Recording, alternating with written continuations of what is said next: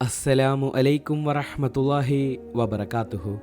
പ്രിയപ്പെട്ട വിശ്വാസികളെ, നമ്മൾ പലപ്പോഴും വാർത്തകളിൽ കാണാറുണ്ട് ഉത്തരേന്ത്യയിലെ മുസ്ലിം ഗ്രാമങ്ങളിലേക്ക് ഇരച്ചു കയറുന്ന മഞ്ഞ നിറമുള്ള ബുൾഡോസറുകൾ.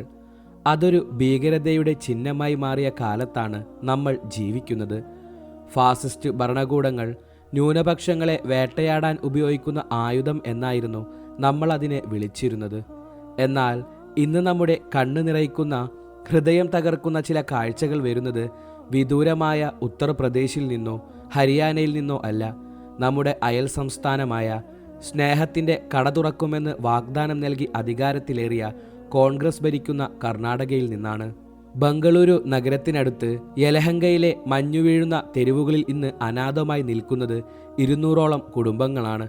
അവരുടെ സ്വപ്നങ്ങൾ, അവരുടെ സമ്പാദ്യങ്ങൾ, തലചായ്ക്കാൻ ഉണ്ടായിരുന്ന കൂരകൾ എല്ലാം ഭരണകൂടത്തിൻ്റെ ബുൾഡോസറുകൾക്ക് മുമ്പിൽ നിമിഷനേരം കൊണ്ട് തകർന്നു വീണിരിക്കുന്നു. യലഹങ്കയ്ക്ക് സമീപം ബന്ദേ റോഡിലെ ഫക്കീർ ലേഔട്ട്, വസീം ലേഔട്ട്, ഈ പേരുകൾ ഇന്നലെ വരെ സാധാരണക്കാരായ കുറെ മനുഷ്യർ താമസിച്ചിരുന്ന കോളനികളായിരുന്നു. കൂലിപ്പണി ചെയ്തും ഓട്ടോ ഓടിച്ചും ഉപജീവനം നടത്തിയിരുന്ന പാവപ്പെട്ട മുസ്ലിമീങ്ങളും ദളിതരും തിങ്ങിപ്പാർക്കുന്ന പ്രദേശം. പക്ഷേ കഴിഞ്ഞ ദിവസം അവിടെ സംഭവിച്ചത് നമ്മെ ഭയപ്പെടുത്തുന്നതാണ്. മുന്നറിയിപ്പുകളില്ലാതെ, സാവകാശം നൽകാതെ ഭരണകൂടത്തിൻ്റെ യന്ത്രക്കൈകൾ ആ പാവങ്ങളുടെ വീടുകൾക്ക് മേൽ പതിച്ചു. നോക്കി നിൽക്കെ തകർന്നു വീണത് 200ഓളം വീടുകളാണ്. ഇവിടെ നമ്മൾ ചോദിക്കേണ്ട ചില രാഷ്ട്രീയ ചോദ്യങ്ങളുണ്ട്. ഉത്തർപ്രദേശിൽ യോഗി ആദിത്യനാഥ് നടപ്പിലാക്കുന്ന ബുൾഡോസർ രാജ്, മുസ്ലിമീങ്ങളെ തിരിഞ്ഞുപിടിച്ചു ആക്രമിക്കുന്ന ആ ക്രൂരമായ രീതി, അതിനെതിരെ ഘോരഘോരം പ്രസംഗിച്ചവരാണ് കർണാടകയിലെ ഭരണകർത്താക്കൾ. എന്നാൽ അധികാരത്തിലെത്തിയപ്പോൾ ഉത്തരേന്ത്യൻ മോഡലിൽ പാവങ്ങളെ കുടിയൊഴിപ്പിക്കാൻ അതേ ബുൾഡോസറുകൾ തന്നെ ഉപയോഗിക്കുന്നു എന്നത് എത്ര വിരോധാഭാസമാണ്. ഉത്തർപ്രദേശിൽ നടക്കുന്നത് വർഗീയമായ ഉന്മൂലനമാണെങ്കിൽ കർണാടകയിൽ നടക്കുന്നത് ഭരണകൂട ഭീകരതയല്ലാതെ മറ്റെന്താണ്? പാവപ്പെട്ടവൻ്റെ നെഞ്ചത്തുകൂടി കയറുന്ന കാര്യത്തിൽ BJP എന്നോ കോൺഗ്രസ് എന്നോ വ്യത്യാസമില്ലാതെ ഭരണകൂടങ്ങൾ പെരുമാറുന്നുവോ എന്ന് നമ്മൾ ഭയപ്പെടേണ്ടിയിരിക്കുന്നു. ആലോചിച്ചു നോക്കൂ, ഈ കൊടും തണുപ്പിലാണ് ആ കൃത്യം നടന്നത്. ഉടുതുണിക്ക് മറുതുണിയില്ലാതെ കൈക്കുഞ്ഞുങ്ങളുമായി തെരുവിലേക്ക് ഇറങ്ങേണ്ടി വന്ന ഉമ്മമാർ, വർഷങ്ങളായി അവർ അധ്വാനിച്ചുണ്ടാക്കിയ സമ്പാദ്യം, മക്കളുടെ വിവാഹത്തിന് കരുതിവെച്ച സ്വപ്നങ്ങൾ, എന്തിന് തങ്ങളീ രാജ്യത്തെ പൗരന്മാരാണെന്ന് തെളിയിക്കേണ്ട രേഖകൾ പോലും ആ മണ്ണോട് ചേർന്നുപോയി. തണുപ്പിൽ വിറച്ചുകൊണ്ട് തകർന്നു വീണ വീടിൻ്റെ അവശിഷ്ടങ്ങൾക്കിടയിൽ ഇന്നും എന്തൊക്കെയോ തിരയുന്ന മനുഷ്യരുണ്ട് അവിടെ. മാനുഷിക പരിഗണന പോയിട്ട് സാമാന്യ നീതി പോലും ആ പാവങ്ങൾക്ക് ലഭിച്ചില്ല. നിയമത്തിൻ്റെ നൂലാമാലകൾ പറഞ്ഞ് അധികാരികൾ ന്യായീകരിച്ചേക്കാം, പക്ഷേ മനുഷ്യത്വമില്ലാത്ത നിയമങ്ങൾ ആർക്കുവേണ്ടിയുള്ളതാണ്? രാത്രിയായാൽ മരം കോച്ചുന്ന തണുപ്പാണ് ബാംഗ്ലൂരുവിൽ.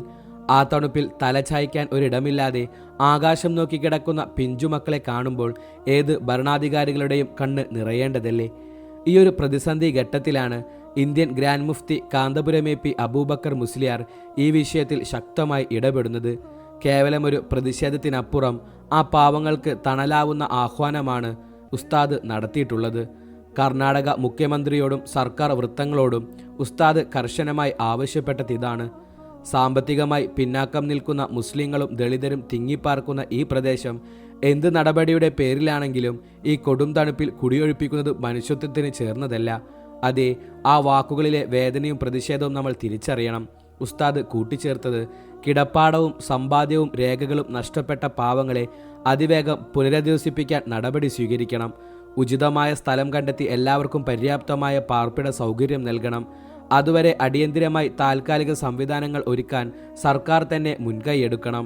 ഇതാണ് ഉസ്താദ് ആവശ്യപ്പെട്ടത്. വാക്കുകൾ കൊണ്ട് മാത്രം അവസാനിപ്പിക്കാതെ പ്രായോഗികമായി പ്രവർത്തിക്കാനും അദ്ദേഹം സുന്നി പ്രവർത്തകരോട് ആഹ്വാനം ചെയ്തു. കൊടും തണുപ്പിൽ കൂരയില്ലാതെ അലയുന്ന മനുഷ്യർക്കായി സാധ്യമായ എല്ലാ താൽക്കാലിക സൗകര്യങ്ങളും ഒരുക്കി നൽകണമെന്ന് ബംഗളൂരുവിലെ സുന്നി നേതാക്കളോട് നിർദ്ദേശിച്ചിട്ടുണ്ട് എന്ന് അദ്ദേഹം പറഞ്ഞു. ഈ നിർദ്ദേശത്തിൻ്റെ അടിസ്ഥാനത്തിൽ SYS സാന്ത്വനം പ്രവർത്തകർ ആ കണ്ണീർപ്പാടത്ത് സ്വാന്തനമായി എത്തിച്ചേർന്നിരിക്കുകയാണ്. അൽഹംദുലില്ലാ. മനുഷ്യരുടെ അടിസ്ഥാന ആവശ്യങ്ങളിലൊന്നായ പാർപ്പിടം, അത് ഉറപ്പുവരുത്താൻ ഉത്തരവാദിത്വപ്പെട്ട ഭരണകൂടം തന്നെ അത് ഇടിച്ചു നിരത്തുന്നത് നീതീകരിക്കാനാവില്ലെന്ന് കാന്തപുരം ഉസ്താദ് ഓർമ്മപ്പെടുത്തുന്നു. പ്രിയപ്പെട്ടവരെ, ഈ സംഭവം നമുക്ക് നൽകുന്ന ഒരു പാഠമുണ്ട്. അടിച്ചമർത്തപ്പെട്ടവൻ ഏത് നാട്ടിലായാലും അവനെ ചേർത്തു പിടിക്കാൻ, അവൻ്റെ അവകാശങ്ങൾക്ക് വേണ്ടി ശബ്ദിക്കാൻ നമുക്ക് സാധിക്കണം. ഉത്തരേന്ത്യയിലായാലും ദക്ഷിണേന്ത്യയിലായാലും ബുൾഡോസറുകൾ കൊണ്ട് തകർക്കാൻ കഴിയാത്ത ആത്മധൈര്യം വിശ്വാസികൾക്കുണ്ട്. കർണാടക സർക്കാർ തെറ്റ് തിരുത്തുമെന്നും കുടിയൊഴിപ്പിക്കപ്പെട്ട പാവങ്ങളായ മനുഷ്യർക്ക് ഉചിതമായ പരിഹാരം കാണുമെന്നും നമ്മൾ പ്രത്യാശിക്കുന്നു. അത് ആവശ്യപ്പെടുന്നു. തെരുവിൽ അഗതികളാക്കപ്പെട്ട ആ സഹോദരങ്ങൾക്ക് വേണ്ടി നമുക്ക് പ്രാർത്ഥിക്കാം. നാഥൻ അവർക്ക് ക്ഷമയും സമാധാനവും നൽകട്ടെ. ഭരണാധികാരികളുടെ കണ്ണുകൾ അല്ലാഹു തുറപ്പിക്കട്ടെ. ആമീൻ. ഈ വീഡിയോ നിങ്ങളിലേക്ക് എത്താൻ കാരണമായവർക്ക് വേണ്ടി പ്രത്യേകം ദുആ ചെയ്യണമെന്ന് ഓർമ്മപ്പെടുത്തി. ഇൻഷാ അല്ലാഹ് മറ്റൊരു വീഡിയോയുമായി നമുക്ക് പിന്നീട് കാണാം. ദുആ വസിയത്തോടെ. അസ്സലാമു അലൈക്കും വറഹ്മത്തുള്ളാഹി തആല വബറകാതുഹു.